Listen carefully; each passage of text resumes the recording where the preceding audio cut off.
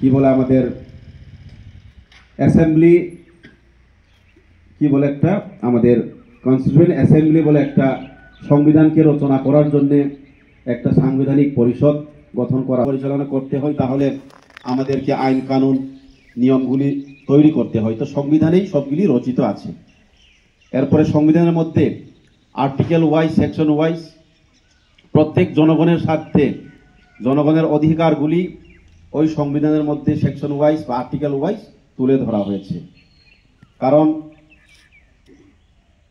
আমরা আগে চলতো রাজতন্ত্রের অধীন, এবং বর্তমানে যখন 26 জানুয়ারি ওই সালেই আমাদের সংবিধানটাকে অফিসিয়ালি গ্রহণ করে নেওয়া হয়েছিল। তখন থেকেই আমাদের সংবিধান মেনে ভারতবর্ষকে একটা শাসন করার অফিসিয়ালি